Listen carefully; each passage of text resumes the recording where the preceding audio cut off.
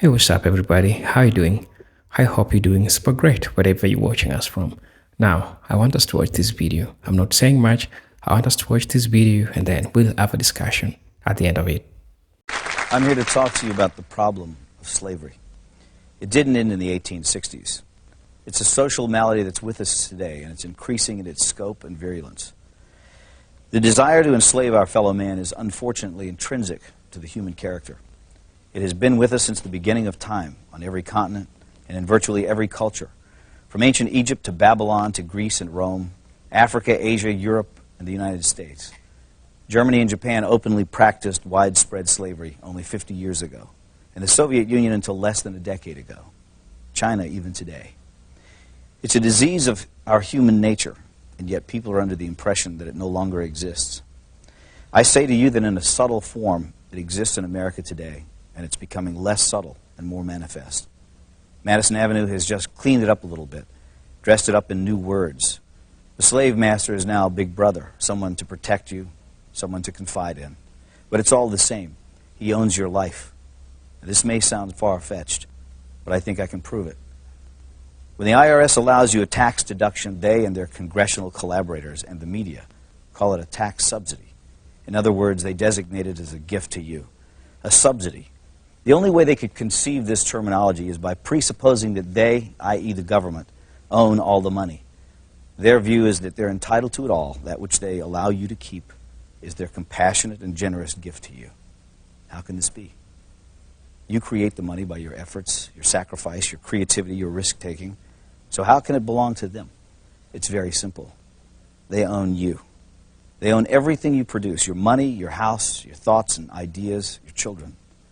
If you go to a foreign country to work, you still have to pay the U.S. income tax. You could dig a hole in the middle of Siberia and they'd be entitled to a cut of your wages because in their minds, under their law, they own you. They create arcane and esoteric laws to criminalize you. You may try, but you can't obey them. You can't even understand them without a lot of professional help. You have to run around slavishly collecting little pieces of paper, receipts. 7 years of detailed financial records because you might be called on to give an account of yourself to the big boss man. And if you've made a mistake, he can take everything you have. He loves it that way. That's total power over you, slavery. I don't remember when we, the people, signed over ownership of ourselves. It just gradually happened by them taking more and more of our freedom. But here's the worst part. It's really only just begun. In this modern age, the information age, getting your money is not enough, even though money, don't let anyone deceive you, is the material source of your freedom. Now, however, they want your mind. If you deviate in your thinking, if you commit one of the 10,000 taboos, and they perceive your actions as a threat, they'll come out and kill you. It was the thought police who killed the children at Waco and Ruby Ridge. Neither David Koresh nor Randy Weaver, whatever things might be said about them, had ever mugged anyone, robbed a 7-Eleven, or committed forcible rape or murder. But they did have unorthodox views, and therefore it was necessary to round them up and deal with them. Whatever their crimes were, they could have been arrested and tried openly in a court of law. But that was not the aim of certain factions in the government. These statists wanted a massive demonstration of force to show who was boss. The penalty for resisting is death. After all, we're not free. We belong to the government, and deviant thoughts will not be tolerated. In the aftermath of the horrible Oklahoma City bombing, government propagandists tried to intimidate the people into silence by recklessly linking criticism of the government to acts of murder. Some people ask, how can you fear your government and claim to love your country? Our response is, how can you love your country without fearing your government? Who else holds a counterfeit license to kill, incarcerate, and confiscate for non-crimes? Remember, America is about liberty first and last, not obedience to bureaucrats. The Washington power clique wants you to shut up, get in line, do what you're told to do, and most outrageously, think what you've been told to think. We have hundreds of politicians and thousands of lobbyists crawling all over Washington, thinking of ways to control you, to extend their will over you, to subvert your freedom and replace it with their will, to capture, that is, to steal your life force. And so we should all be very angry, because anger is the engine that drives our will to resist. And without resistance, without awareness, they will take it all. that's not just politically perverse, it's a sin against mankind, because freedom is actually sacred. Drop an ant into a jar and seal the lid. It will spend the rest of its life trying to get out. It has nowhere to go, but it wants to be free. That is its nature. It's the way every living thing is made. Once, a long time ago, I saw something at the zoo, a wolf lying in its cage. I thought about how this magnificent animal was the end product of millions of years of evolutionary design. A nose that could detect the faintest scent, ultrasonic hearing, eyes that could see in the dark, teeth and jaws capable of crushing thick bone, heart and lungs that could run him for hours in a sub-zero blizzard. And yet there he was, lying forlorn and full of despair. He was well fed. He had a clean habitat and water and medical care. So what was the problem? He was sick with the knowledge that his wonderful powers would never be exercised again. And so he lay there, his head on his paws, staring blankly ahead at perhaps some imaginary forest that he could never reach because there were bars around him. They had not killed his body, but they were destroying his soul. God gave Adam and Eve freedom, even though he knew they would invite death into the world. That's how important freedom is in the divine scheme of things. And that's why we urge you to defend it, always. It's at the same time a slush fund for Elon Musk and Donald Trump to continue their war against the working families of our country. This bill puts more and more power into the hands of the White House. At a time when 60% of our people are living paycheck to paycheck and millions are struggling to keep their heads above water, this bill makes massive cuts to housing, health care, and nutrition, jeopardizes the functioning of the Social Security Administration, and continues the Trump administration's attack against veterans and the Veterans Administration. This bill will make the rich richer and the poor poorer. In order to pass this legislation, the Republicans needed 60 votes, which meant that they had to have 7 votes from Democrats, and they got them. Actually, they got 10 votes. That is sad. That is an absolute dereliction of duty on the part of the Democratic leadership. Nobody in this Senate should have voted for this dangerous bill. In America today, as all of you know, we face an unprecedented set of crises. We are moving rapidly toward an oligarchic form of society where Elon Musk and other billionaires are running the government. We are moving rapidly toward authoritarianism, where Trump is ignoring the Constitution and the separation of powers. We are moving rapidly toward a massive Republican bill, a reconciliation bill, that will cut Medicaid and other programs desperately needed by working families in order to provide the 1% with over $1 trillion in tax breaks. And in the midst of all of that, climate change, the existential threat to our planet, is completely ignored by the Republican leadership. So, where do we go from here? As you've heard me say many times, the economic and political crises facing our country will not be solved here in Washington, D.C. The system is just too corrupt. As a result of Citizens United, billionaires are able to spend unlimited sums of money buying and selling politicians, and that is what they do. Further, on any given day, thousands of corporate lobbyists roam the halls of Congress doing the bidding of their corporate masters. If there has ever been a time in the modern history of our country where ordinary people at the grassroots level have got to stand up and fight back, now is that time. Now is the time to reclaim our democracy. Now is the time to demand that we have an economy that works for all of us and not just the billionaire class. Now is the time for each and every one of us, as proud Americans, to get involved in the political process in any and every way that we can. Because here is the simple truth.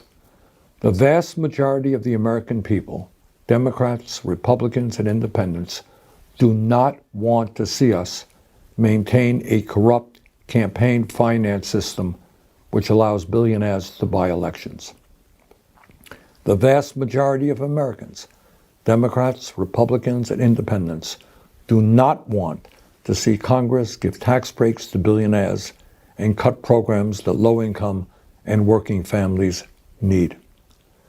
The vast majority of Americans, Democrats, Republicans, and independents, do not want to see a handful of billionaires running our government.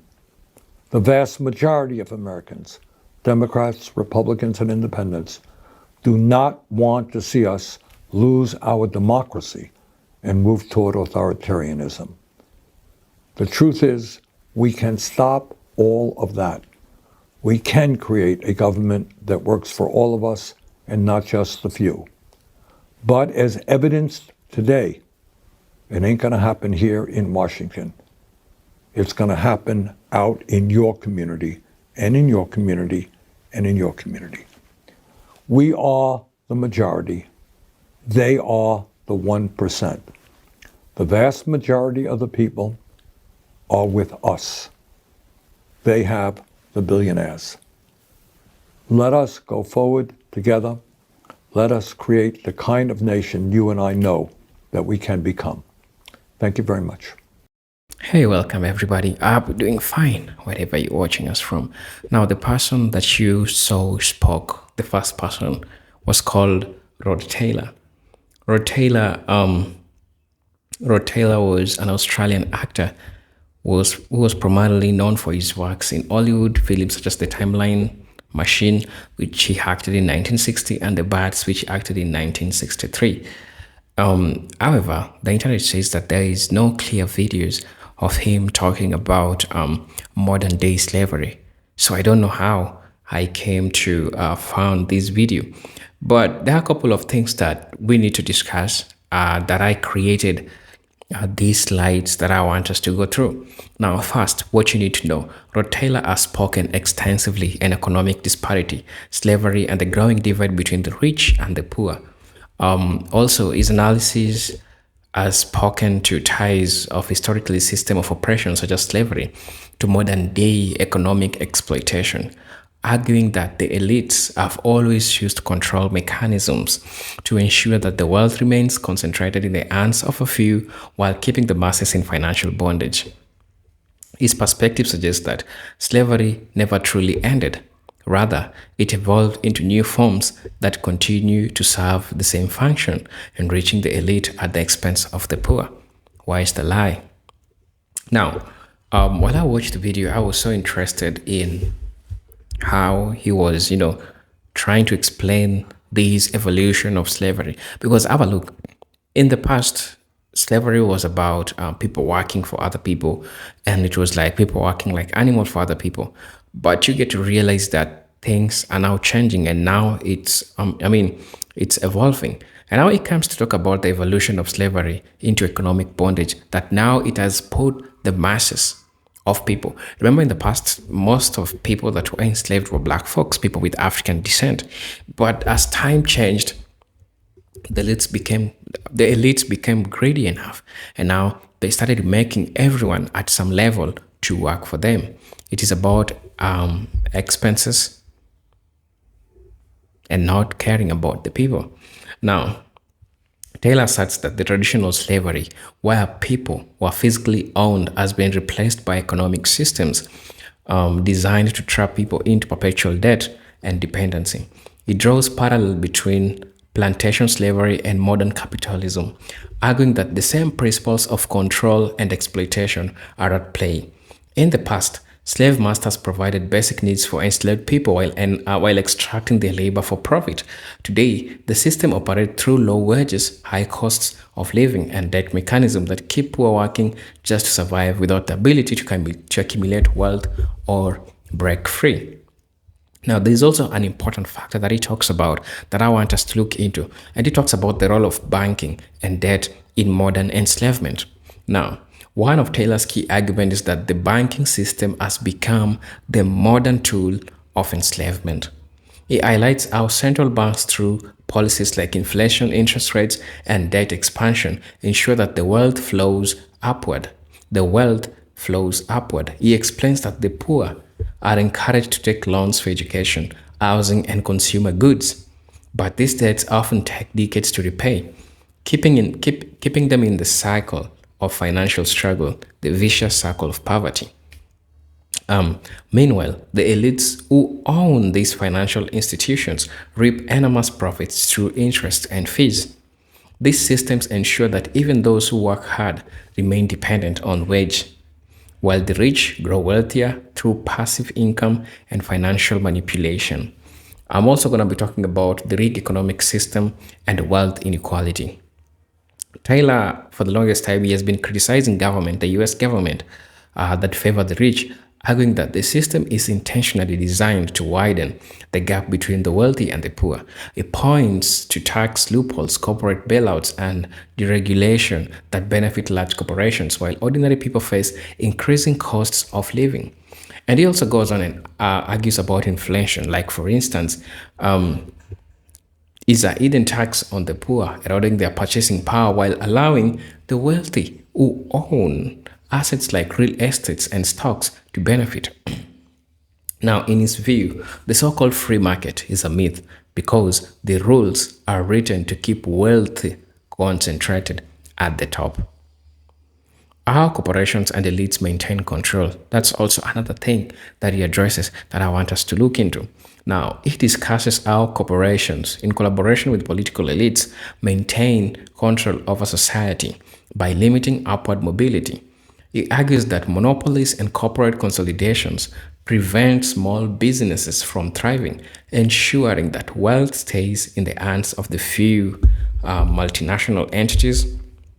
He also highlights how automation and outsourcing have led to job loss, further weakening the economic positions of working class. Instead of empowering people, corporations invest heavily in marketing, consumerism, and distraction, ensuring that people remain focused on entertainment and materialism rather than questioning the system. Now, the role of media and education in maintaining the status quo, because the media is playing big part in ensuring that it's maintaining the status quo. According to Taylor, the media and education system plays a crucial role in keeping the masses complacent. He argues that mainstream media is controlled by the same elite group that benefit from economic inequality, shaping narratives that discourage critical thinking and revolution. Education, he says, is designed to produce obedient workers rather than independent thinkers. Schools teach people how to be employees, not how to build wealth or change the system. By controlling what people learn and believe, the elites ensure that this circle of economic exploitation continues without significant resistance, right? And it tries to connect the relationship between slavery, race, and class. Now, Taylor also acknowledged that while economic oppression affects people of all races, Black people have historically been most affected due to the legacy of slave and systemic racism. He argues that slavery was not just about race, but about the wealth extraction and the similar systems that are now applied to poor people globally. The prison industrial complex, for example, disproportionately targets Black and poor individuals, turning them into a source of cheap labor for corporations. It sees mass incarceration as direct continuation of slavery, where Black bodies are exploited for profit under the guise of criminal justice, right? And now he goes on and calls for the need for change. Now, in the video, you'll see me featuring American Senator Bernie Sanders. The reason as to why, because he also shares the same ideology with Taylor. They're both saying the same thing. The crisis that America is going through, they're suffering through the hands of greedy elites who have joined hands with the political elites amid the corporations. So while you're watching the video, kindly note that this representation took stories, and I'm hoping to see you in my next video. But until then, I hope you're great. I hope you're fine. I hope you're keeping cool. I hope you're keeping fresh. And everyone who is watching me for the first time, I'll ask you to subscribe to our channel, join our membership, and really get to see what we can offer you. And I'd like to take this time to thank you for those who are supporting me, those who are supporting my work, because I know sometimes it doesn't take everybody to do what you're doing. So I'm very, very thankful for my subscribers. I'm thankful for everyone who is, getting out there to support me. As you know, this is your presenter, Jintek Stories, and I'm hoping to see you on my next video, as I'll be bringing you some new content on the same. But until then, I hope to see you on my next video. Until then, peace, love, and harmony. Salute.